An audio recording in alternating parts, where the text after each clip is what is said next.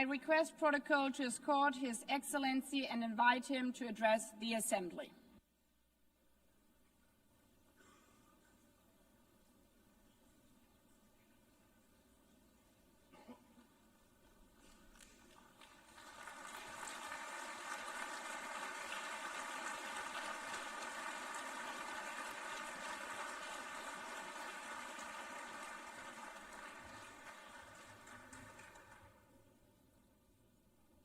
Thank you very much.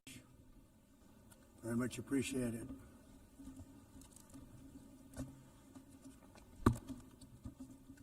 And I don't mind making this speech without a teleprompter, because the teleprompter is not working. I feel very happy to be up here with you nevertheless, and that way you speak more from the heart. I can only say that whoever's operating this teleprompter is in big trouble.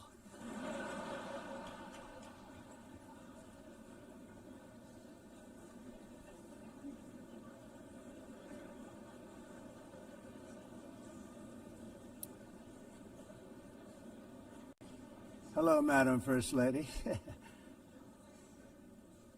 Thank you very much for being here. And Madam President, Mr. Secretary General, First Lady of the United States, distinguished delegates, ambassadors, and world leaders. 6 years have passed since I last stood in this grand hall and addressed a world that was prosperous and at peace in my first term. Since that day, the guns of war have shattered the peace I forged on 2 continents. An era of calm and stability gave way to one of the great crises of our time. And here in the United States, 4 years of weakness, lawlessness, and radicalism under the last administration delivered our nation into a repeated set of disasters. 1 year ago, our country was in deep trouble, but today, just 8 months into my administration, we are the hottest country anywhere in the world, and there is no other country even close. America is blessed with the strongest economy, the strongest borders, the strongest military, the strongest friendships, and the strongest spirit of any nation on the face of the earth. This is indeed the golden age of America. We are rapidly reversing the economic calamity we inherited from the previous administration, including ruinous price increases and record-setting inflation like we've never had before. Under my leadership, energy costs are down, gasoline prices are down, grocery prices are down, mortgage rates are down, and inflation has been defeated. The only thing that's up is the stock market, which just hit a record high. In fact, it hit a record high 48 times in the last short period of time. Growth is surging, manufacturing is booming.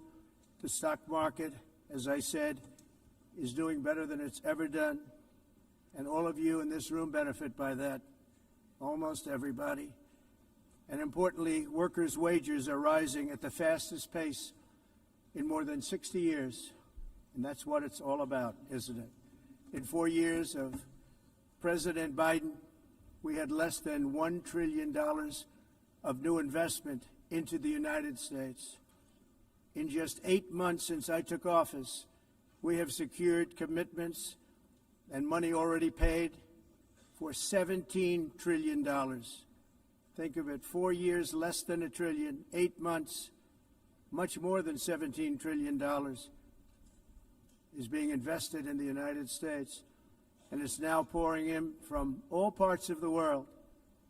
We've implemented the largest tax cuts in American history and the largest regulation cuts in American history, making this once and again the best country on earth to do business. And many of the people in this room are investing in America, and it's turned out to be an awfully good investment during this 8-month period. In my first term, I built the greatest economy in the history of the world. We had the best economy ever, history of the world. And I'm doing the same thing again, but this time it's actually much bigger and even better. The numbers far surpass my record-setting first term. On our southern border, we have successfully repelled a colossal invasion, and for the last 4 months, and that's 4 months in a row, the number of illegal aliens admitted and entering our country has been 0. Hard to believe, because if you look back just a year ago, it was millions and millions of people pouring in from all over the world, from prisons, from mental institutions, drug dealers. All over the world they came. They just poured into our country with the ridiculous open border policy of the Biden administration. Our message is very simple. If you come illegally into the United States, you're going to jail, or you're going back to where you came from, or perhaps even further than that. You know what that means. I want to thank the country of El Salvador for the successful and professional job they've done in receiving and jailing so many criminals that entered our country. And it was under the previous administration that the number became record-setting, and they're all being taken out. We have no choice. And other countries have no choice, because other countries are in the exact same situation with immigration. It's destroying your country, and you have to do something about it. On the world stage, America has been respected before. You think about 2 years ago, 3 years ago, 4 years ago, or 1 year ago, we were a laughingstock all over the world. At the NATO summit in June, virtually all NATO members formally committed to increase defense spending at my request from 2% to 5% of GDP, making our alliance far stronger and more powerful than it was ever before. In May, I traveled to the Middle East to visit my friends and rebuild our partnerships in the Gulf and those valued relationships with Saudi Arabia, Qatar, and the UAE, and other countries are now, I believe, closer than ever before. My administration has negotiated one historic trade deal after another, including with the United Kingdom, the European Union, Japan, South Korea, Vietnam, Indonesia, the Philippines, Malaysia, and many, many others. Likewise, in a period of just 7 months, I have ended 7 unendable wars. They said they were unendable. You're never going to get them solved. Some were going for 31 years, 2 of them, 31, think of it, 31 years. One was 36 years. One was 28 years. I ended 7 wars. And in all cases, they were raging with countless thousands of people being killed. This includes Cambodia and Thailand, Kosovo and Serbia, the Congo and Rwanda, a vicious, violent war that was, Pakistan and India, Israel and Iran, Egypt and Ethiopia, and Armenia and Azerbaijan. It included all of them. No president or prime minister, and for that matter, no other country has ever done anything close to that. And I did it in just 7 months. It's never happened before. There's never been anything like that. I'm very honored to have done it. It's too bad that I had to do these things instead of the United Nations doing them. And sadly, in all cases, the United Nations did not even try to help in any of them. I ended 7 wars, dealt with the leaders of each and every one of these countries, and never even received a phone call from the United Nations offering to help in finalizing the deal. All I got from the United Nations was an escalator that on the way up stopped right in the middle. If the First Lady wasn't in great shape, she would have fallen. But she's in great shape. We're both in good shape. We both stood. And then a teleprompter that didn't work. These are the 2 things I got from the United Nations, a bad escalator and a bad teleprompter. Thank you very much. And by the way, it's working now. It just went on. Thank you. I think I should just do it the other way. It's easier. Thank you very much. I didn't think of it at the time because I was too busy working to save millions of lives. That is the saving and stopping of these wars. But later I realized that the United Nations wasn't there for us. They weren't there. I thought of it really after the fact, not during these negotiations, which were not easy. That being the case, what is the purpose of the United Nations? The UN has such tremendous potential. I've always said it. It has such tremendous, tremendous potential, but it's not even coming close to living up to that potential. For the most part, at least for now, all they seem to do is write a really strongly worded letter and then never follow that letter up. It's empty words, and empty words don't solve war. The only thing that solves war and wars is action. Now, after ending all of these wars and also earlier negotiating the Abraham Accords, which is a very big thing for which our country received no credit, never receives credit. Everyone says that I should get the Nobel Peace Prize for each one of these achievements. But for me, the real prize will be the sons and daughters who live to grow up with their mothers and fathers, because millions of people are no longer being killed in endless and unglorious wars. What I care about is not winning prizes, it's saving lives. We saved millions and millions of lives with the 7 wars. And we have others that we're working on, and you know that.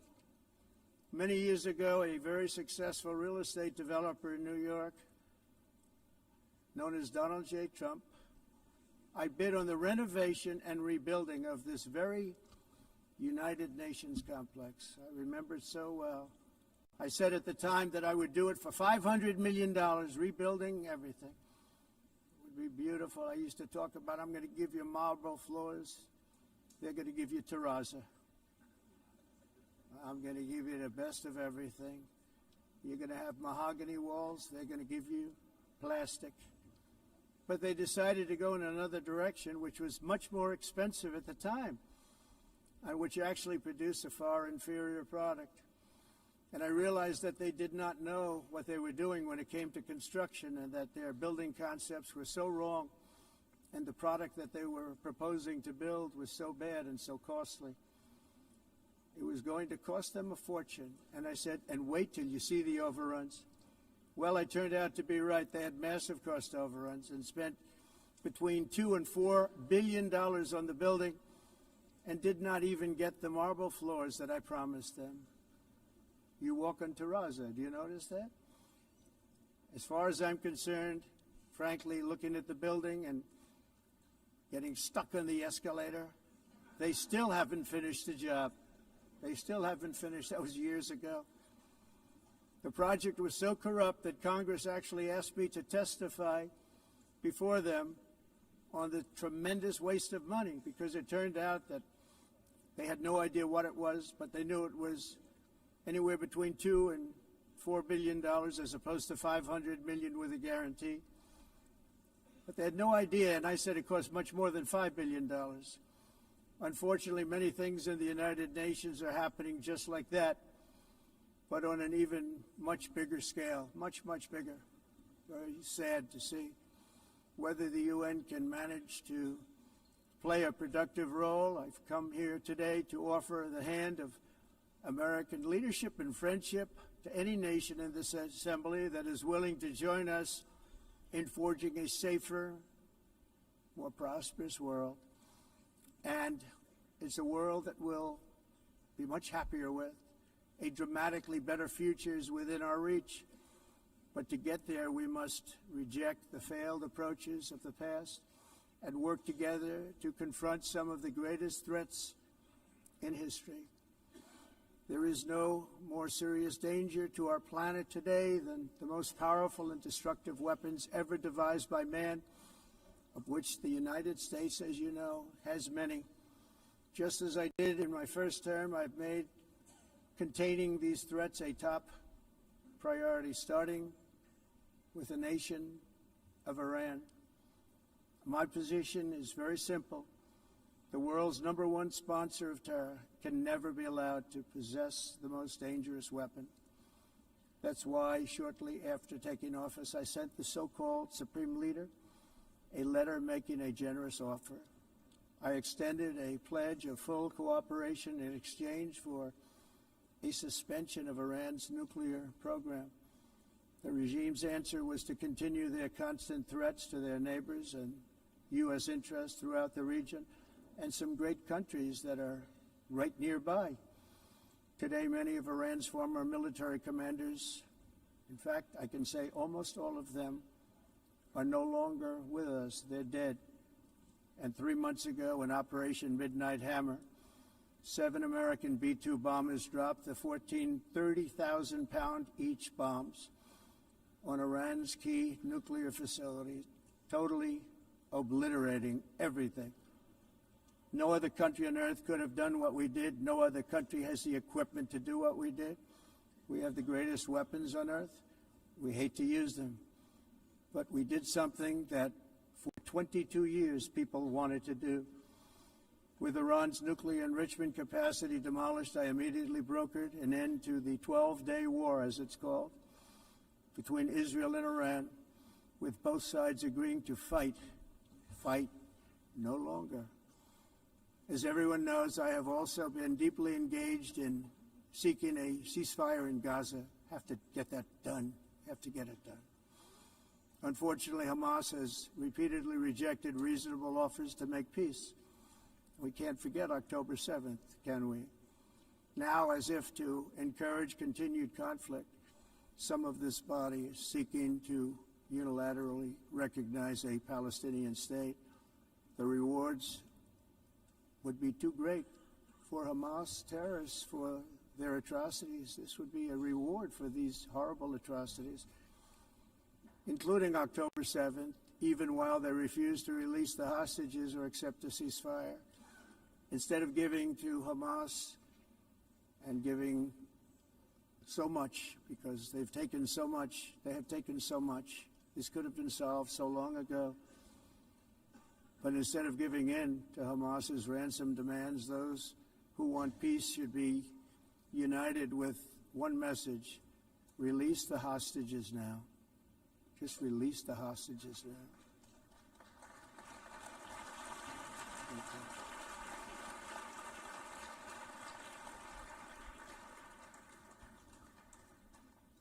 Thank you.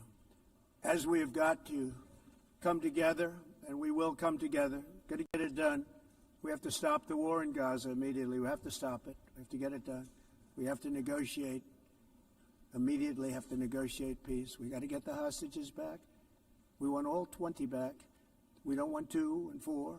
As you know, I got, along with Steve Witkoff and others that helped us, Marco Rubio, we got most of them back. We were involved in all of them.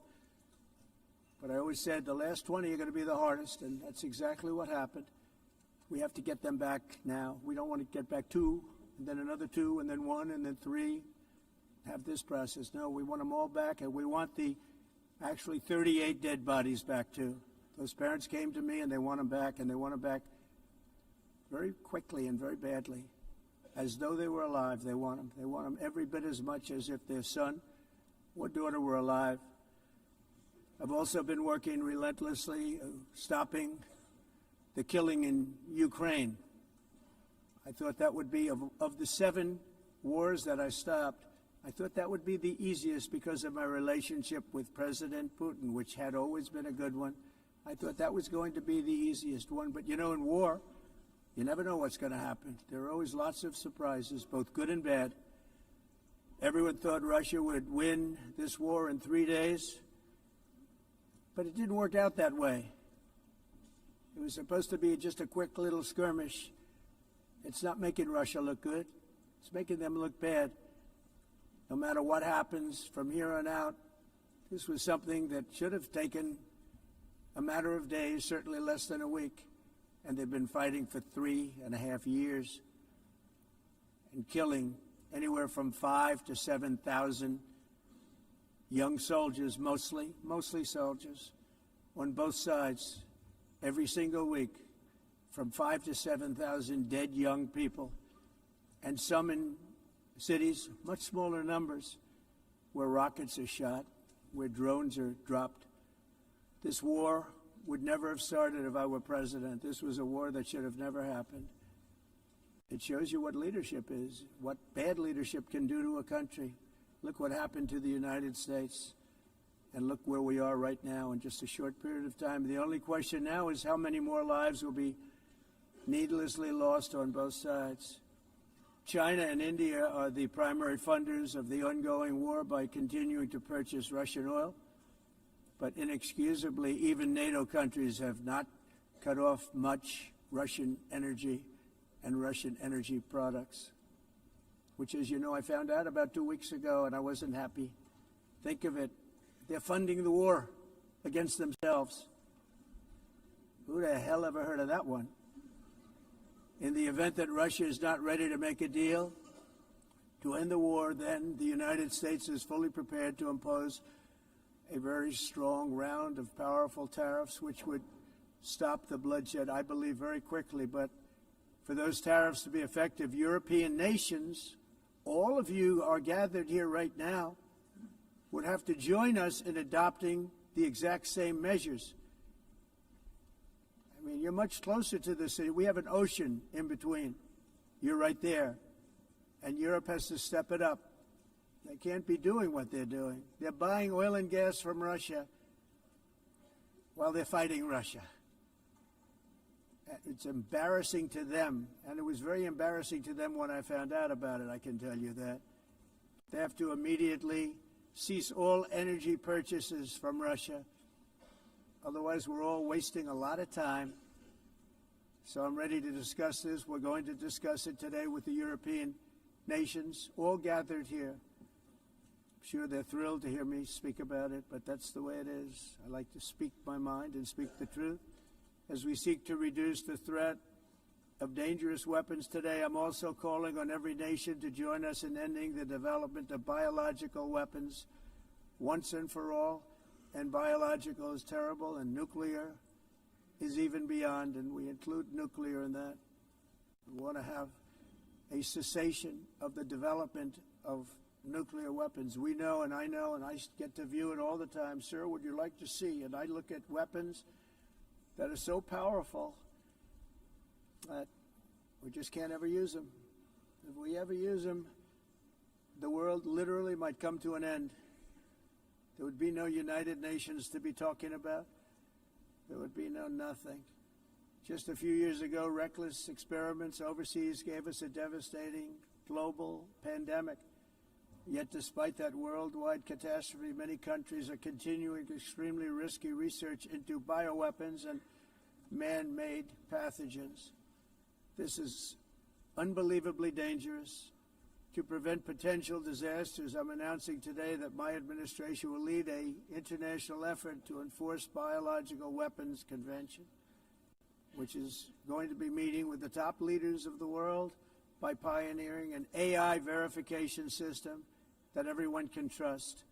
Hopefully the UN can play a constructive role, and it will also be one of the early projects under AI. Let's see how good it is, because a lot of people are saying it could be one of the great things ever, but it also can be dangerous, but it can be put to tremendous use and tremendous good, and this would be an example of that. Not only is the UN not solving the problems it should, too often, it's actually creating new problems for us to solve. The best example is the #1 political issue of our time, the crisis of uncontrolled migration. It's uncontrolled. Your countries are being ruined. The United Nations is funding an assault on Western countries and their borders. In 2024, the UN budgeted $372 million in cash assistance to support an estimated 624,000 migrants journeying into the United States. Think of that. The UN is supporting people that are illegally coming into the United States, and then we have to get them out. The UN also provided food, shelter, transportation, and debit cards to illegal aliens. Can you believe that? On the way to infiltrate our southern border. Millions of people came through that southern border. Just a year ago, millions and millions of people were pouring in, 25 million altogether over the 4 years of the incompetent Biden administration. And now we have it stopped, totally stopped. In fact, they're not even coming anymore because they know they can't get through. But what took place is totally unacceptable. The UN is supposed to stop invasions, not create them and not finance them. In the United States, we reject the idea that mass numbers of people from foreign lands can be permitted to travel halfway around the world, trample our borders, violate our sovereignty, cause unmitigated crime, and deplete our social safety net. We have reasserted that America belongs to the American people, and I encourage all countries to take their own stand in defense of their citizens as well. You have to do that because I see it. I'm not mentioning names. I see it, and I could call every single one of them out. You're destroying your countries. They're being destroyed. Europe is in serious trouble. They've been invaded by a force of illegal aliens like nobody's ever seen before. Illegal aliens are pouring into Europe. Nobody is ever, and nobody's doing anything to change it, to get them out. It's not sustainable. And because they choose to be politically correct, they're doing just absolutely nothing about it. And I have to say, I look at London, where you have a terrible mayor, terrible, terrible mayor, and it's been so changed, so changed. Now they want to go to Sharia law, but you're in a different country. You can't do that. Both the immigration and their suicidal energy ideas will be the death of Western Europe if something is not done immediately. This cannot be sustained. What makes the world so beautiful is that each country is unique. But to stay this way, every sovereign nation must have the right to control their own borders. You have the right to control your borders, as we do now, and to limit the sheer numbers of migrants entering their countries and paid for by the people of that nation that were there and that built that particular nation at the time. They put their blood, sweat, tears, money into that country, and now they're being ruined. Proud nations must be allowed to protect their communities and prevent their societies from being overwhelmed by people they have never seen before, with different customs, religions, with different everything. Where migrants have violated laws, lodged false asylum claims, or claimed refugee status for illegitimate reasons, they should, in many cases, be immediately sent home. And while we will always have a big heart for places and people that are struggling and truly compassionate, answers will be given. We have to solve the problem, and we have to solve it in their countries, not create new problems in our countries. And we are very helpful to a lot of countries that are just not able to send their people anymore.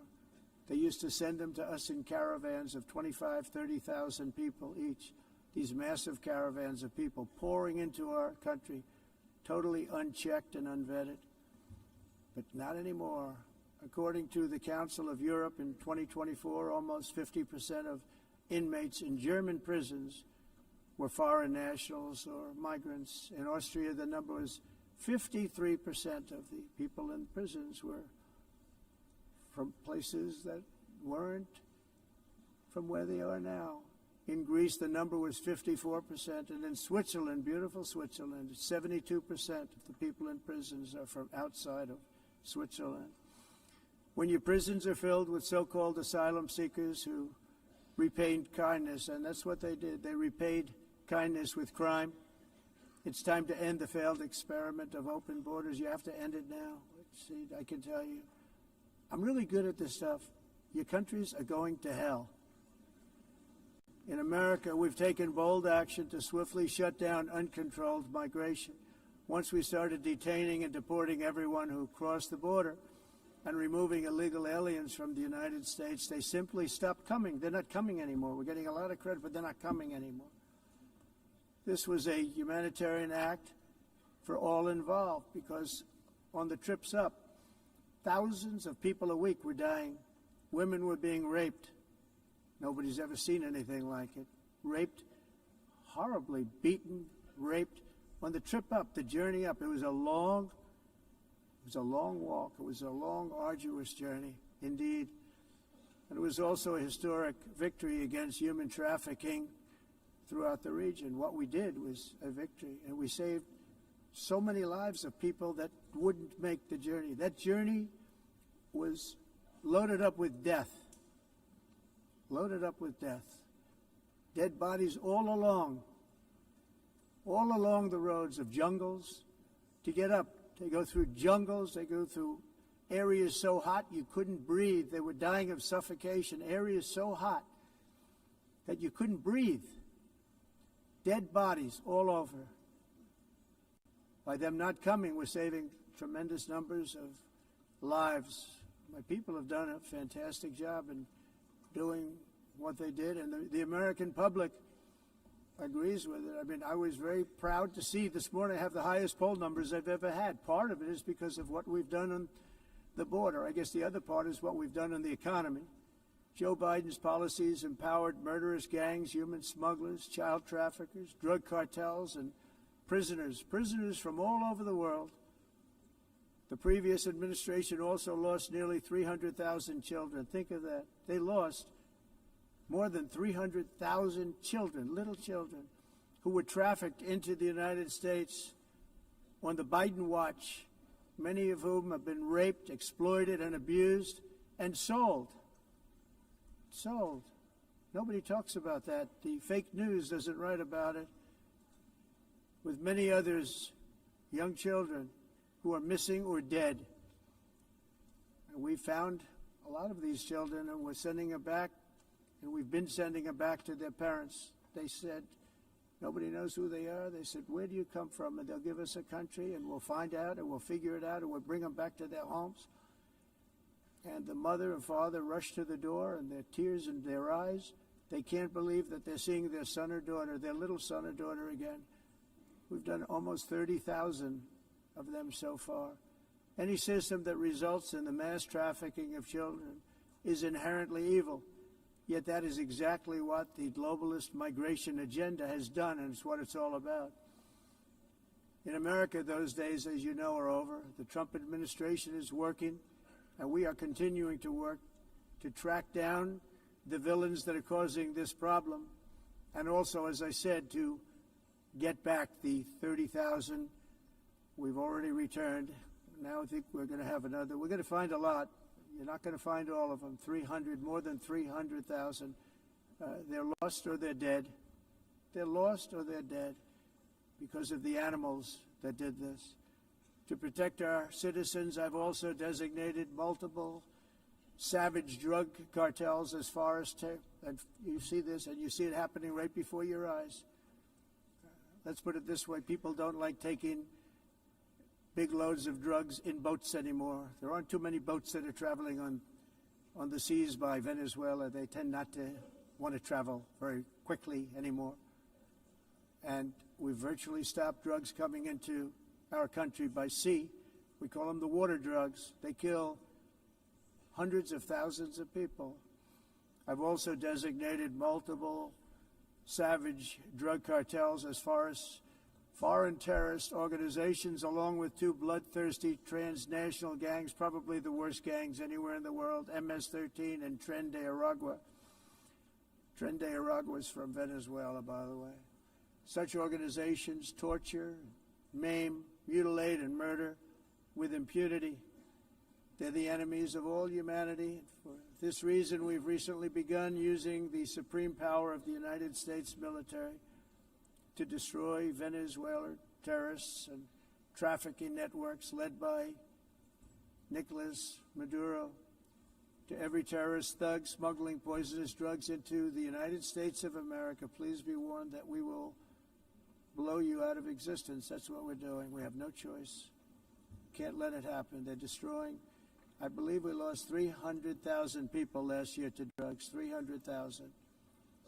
Fentanyl and other drugs.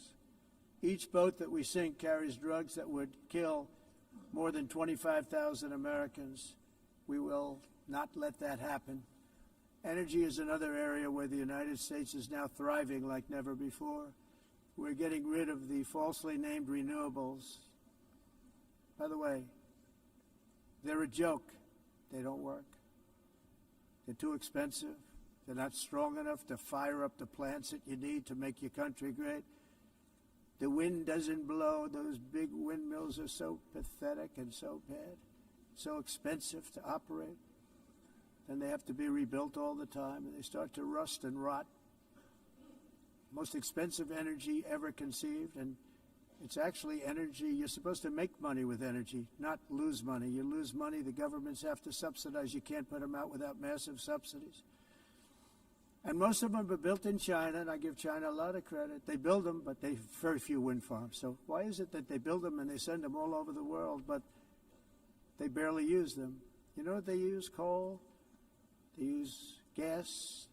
They use almost anything, but they don't like wind. But they sure as hell like selling the windmills. Europe, on the other hand, is a long way to go, with many countries being on the brink of destruction because of the green energy agenda. And I give a lot of credit to Germany. Germany was being led down a very sick path, both on immigration, by the way, and on energy. They were going green, and they were going bankrupt. And the new leadership came in, and they went back to where they were, with fossil fuel and with nuclear, which is good. It's now safe. You can do it properly. But they went back to where they were, and they opened up a lot of different plants, energy-producing plants, and they're doing well. I give Germany a lot of credit for that. They've said this is a disaster, what's happening. They were going all green. All green is all bankrupt. That's what it represents. And it's not politically correct. I'll be very badly criticized for saying it, but I'm here to tell the truth. I don't care. It doesn't matter to me. I'm in New York City. I'm feeling a lot safer. Crime, we're getting crime down. And by the way, speaking of crime, Washington, D.C. Washington, D.C. was the crime capital of America. Now it's a totally, after 12 days, it's a totally safe city. Everyone's going out to dinner. They're going out to restaurants. Your wife can walk down the middle of the street with or without you. Nothing's going to happen. My people have done a fantastic job. And yes, I called in the National Guard, and the National Guard took care of business, and they weren't politically correct, but they took care of business. We got 1,700 career criminals out, brought them back to where they came from, the countries where they came from, or put them in jails. Washington, D.C. is now a totally safe city again, and I welcome you to come. In fact, we'll have dinner together at a local restaurant, and we'll be able to walk. We don't have to go by an armor-plated vehicle. We'll walk right over there from the White House. They've given up their powerful edge, a lot of the countries that we're talking about, in oil and gas, such as essentially closing the great North Sea oil. Oh, the North Sea, I know it so well. Aberdeen was the oil capital of Europe, and there's tremendous oil that hasn't been found in the North Sea, tremendous oil. And I was with the Prime Minister I respect and like a lot, and I said, you're sitting with the greatest asset. They essentially closed it by making it so highly taxed that no developer, no oil company can go there. They have tremendous oil left, and more importantly, they have tremendous oil that hasn't even been found yet. And what a tremendous asset for the United Kingdom. And I hope the Prime Minister is listening, because I told it to him 3 days in a row. That's all he heard. North Sea oil, North Sea, because I want to see them do well. I want to stop seeing them ruining that beautiful Scottish and English countryside with windmills and massive solar panels that go 7 miles by 7 miles, taking away farmland. But we're not letting this happen in America. In 1982, the executive director of the United Nations Environmental Program predicted that by the year 2000, climate change would cause a global catastrophe. He said that it will be irreversible, as any nuclear holocaust would be. This is what they said at the United Nations. What happened? Here we are. Another UN official stated in 1989 that within a decade, entire nations could be wiped off the map by global warming. Not happening. You know, it used to be global cooling. If you look back years ago in the 1920s and the 1930s, they said, global cooling will kill the world. We have to do something. Then they said global warming will kill the world. But then it started getting cooler. So now they could just call it climate change, because that way they can't miss. It's climate change. Because if it goes higher or lower, whatever the hell happens, there's climate change. It's the greatest con job ever perpetrated on the world, in my opinion. Climate change, no matter what happens, you're involved in that. No more global warming, no more global cooling. All of these predictions made by the United Nations and many others, often for bad reasons, were wrong. They were made by stupid people that have cost their countries fortunes and given those same countries no chance for success. If you don't get away from this green scam, your country is going to fail. And I'm really good at predicting things, you know. They actually said during the campaign they had a hat, the best-selling hat. Trump was right about everything. And I don't say that in a braggadocious way, but it's true. I've been right about everything. And I'm telling you that if you don't get away from the green energy scam, your country is going to fail. And if you don't stop people that you've never seen before, that you have nothing in common with, your country is going to fail. I'm the President of the United States, but I worry about Europe. I love Europe. I love the people of Europe. And I hate to see it being devastated by energy and immigration. This double-tailed monster destroys everything in its wake, and they cannot let that happen any longer. You're doing it because you want to be nice. You want to be politically correct, and you're destroying your heritage. They must take control strongly and immediately of the unmitigated immigration disaster and the fake energy catastrophe before it's too late. The carbon footprint is a hoax made up by people with evil intentions, and they're heading down a path of total destruction. You know, the carbon footprint was a big, big thing a few years ago.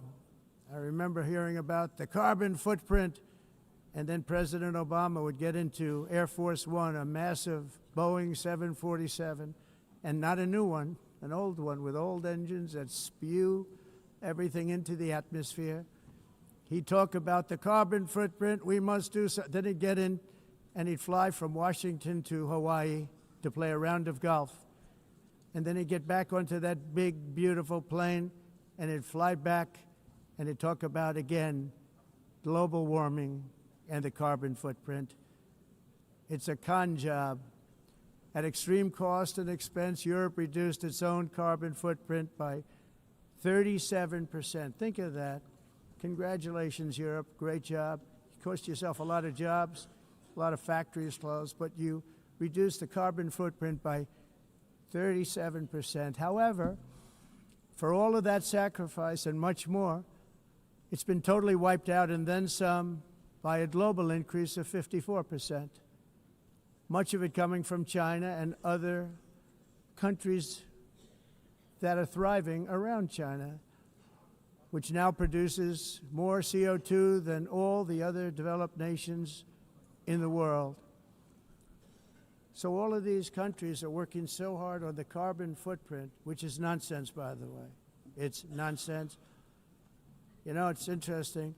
In the United States, we have still radicalized environmentalists, and they want the factories to stop. Everything should stop. No more cows. We don't want cows anymore. I guess they want to kill all the cows. They want to do things that are just unbelievable, and you have it too.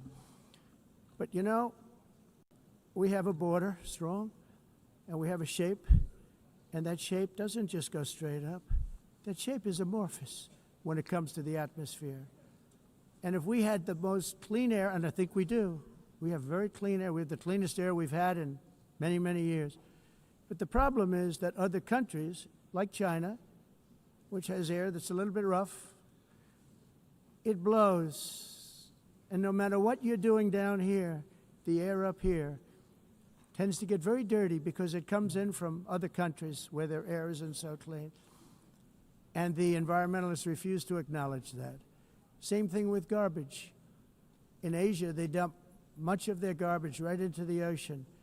And over about a 1 week and 2 week journey, it flows right past Los Angeles. You've seen it. Massive amounts of garbage, almost too much to do anything about, flowing past Los Angeles, past San Francisco, and then somebody will get in trouble because he dropped a cigarette on the beach. The whole thing is crazy. The primary effect of these brutal green energy policies has not been to help the environment, but to redistribute manufacturing and industrial activity from developed countries that follow the insane rules that are put down to polluting countries that break the rules and are making a fortune. They're making a fortune.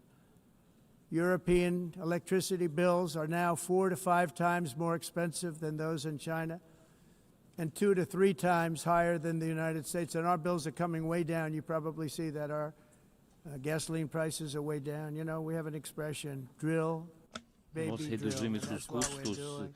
de We're gonna be energia, much lower in a porque year from now. nós faremos They've come como way down over the expressão, last year. vamos fazer As a tudo result, isso, reduzir os every custos de energia air conditioner e os is custos like diminuíram nos Estados Unidos. very uncommon to see one in some of these countries Por exemplo, because se você the olhar electric costs are so high.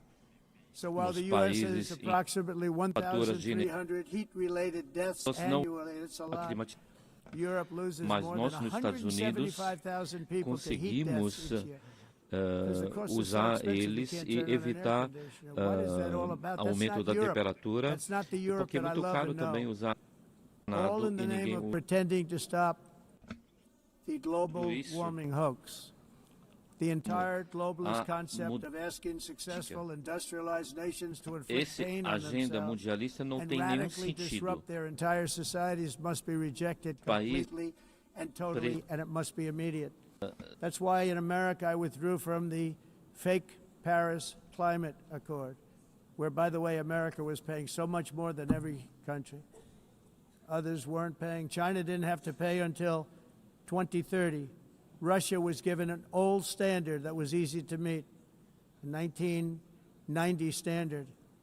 But for the United States, we're supposed to pay like $1 trillion. And I said, this is another scam. The fact is, the United States has been taken advantage of by the world for many, many years, but not any longer, as you probably noticed. I unleashed massive energy production and signed historic executive orders to hunt for oil, but we don't have to do much hunting because we have the most oil of any nation anywhere, oil and gas in the world. And if you add coal, we have the most of any nation in the world. Clean, I call it clean, beautiful coal. You can do things today with coal that you couldn't have done 10 years ago, 15 years. So I have a little standing order in the White House. Never use the word coal, only use the words clean, beautiful coal. Sounds much better, doesn't it? But we stand ready to provide any country with abundant, affordable energy supplies if you need them, when most of you do. We're proudly exporting energy all over the world. We're now the largest exporter. In the United States, we want trade and robust commerce with all nations, everybody. We want to help nations. We're going to help nations. But it must also be fair and reciprocal. The challenge with trade is much the same with climate. The countries that followed the rules, all their factories have been plundered.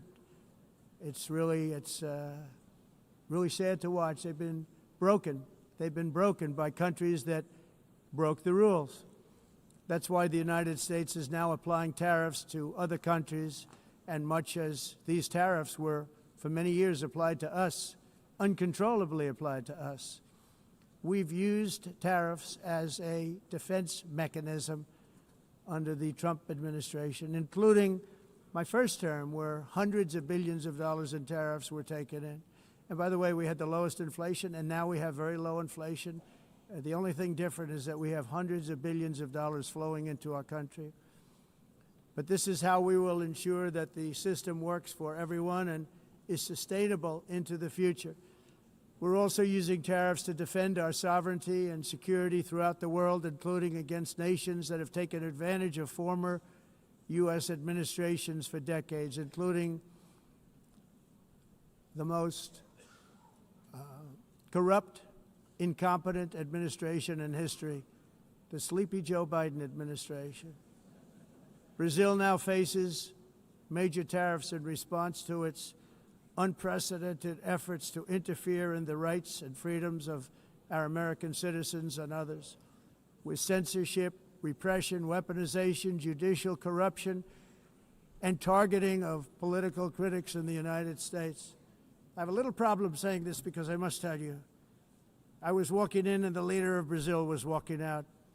We saw him and I saw him, he saw me, and we embraced. And then I'm saying, can you believe I'm going to be saying this in just 2 minutes? But we actually agreed that we would meet next week. We didn't have much time to talk, like about 20 seconds. They were in retrospect, I'm glad I waited because this thing didn't work out too well. But we did talk. We had a good talk, and we agreed to meet next week, if that's of interest. But he seemed like a very nice man, actually. He liked me, I liked him. But if you, and I only do business with people I like. When I don't like them, I don't like them. But we had, at least for about 39 seconds, we had excellent chemistry. It's a good sign. But also in the past, Brazil, can you believe this, unfairly tariffed our nation, but now because of our tariffs, we are hitting them back, and we're hitting them back very hard. As president, I will always defend our national sovereignty and the rights of American citizens. So I'm very sorry to say this, that Brazil is doing poorly and will continue to do poorly. They can only do well when they're working with us. Without us, they will fail, just as others have failed. It's true. Next year, the United States will celebrate the 250th anniversary of our glorious independence, a testament to enduring power and American freedom and spirit. We will also be proudly hosting the 2026 FIFA World Cup, and shortly thereafter, the 2028 Olympics, which is going to be very exciting. I hope you all come. I hope that countless people from all over the globe will take part of these will be great celebrations of liberty and human achievement, and that together we all can rejoice in the miracles of history that began in July 4th, 1776, when we founded the light to all nations. And it's something really that an amazing thing came out of that date. It's called the United States of America. In honor of this momentous anniversary, I hope that all countries who find inspiration in our example will join us in renewing our commitment, values, and those values, really, that we hold so dear together. Let us defend free speech and free expression. Let us protect religious liberty, including for the most persecuted religion on the planet today. It's called Christianity. And let us safeguard our sovereignty and cherish qualities that have made each of our nations so special, incredible, and extraordinary. In closing, I just want to repeat that immigration and the high cost of so-called green renewable energy is destroying a large part of the free world and a large part of our planet. Countries that cherish freedom are fading fast because of their policies on these two subjects. You need strong borders and traditional energy sources if you are going to be great again. Whether you have come from north or south, east or west, near or far, every leader in this beautiful hall today represents a rich culture, a noble history, and a proud heritage that makes each nation majestic and unique, unlike anything else in human history or any other place on the face of the earth. From London to Lima, from Rome to Athens, from Paris to Seoul, from Cairo to Tokyo and Amsterdam to right here in New York City, we stand on the shoulders of the leaders and legends, generals and giants, heroes and titans who won and built our beloved nations, all of our nations, with their own courage, strength, spirit, and skill. Our ancestors climbed mountains, conquered oceans, crossed deserts, and trekked over wide open plains.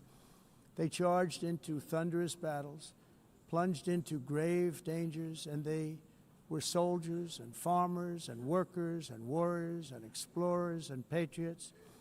They built towns into cities, tribes into kingdoms, ideas into industries, and small islands into mighty empires.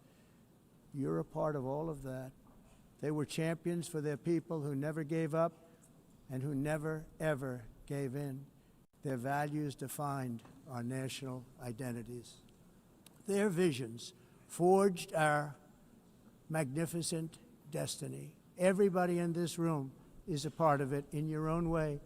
Each of us inherits the deeds and the myths, the triumphs, the legacies of our own heroes and founders who so bravely showed us the way. Our ancestors gave everything for homelands that they defended with pride, with sweat, with blood, with life, and with death. Now the righteous task of protecting the nations that they built belongs to each and every one of us. So together let us uphold our sacred duty to our people and to our citizens. Let us protect their borders, ensure their safety, preserve their cultures, treasure, and traditions, and fight, fight, fight for their precious dreams and their cherished freedoms. And in friendship and really a beautiful vision, let us all work together to build a bright, beautiful planet, a planet that we all share, a planet of peace and a world that is richer, better, and more beautiful than ever before. That can happen. It will happen. It will happen, and I hope it can happen and start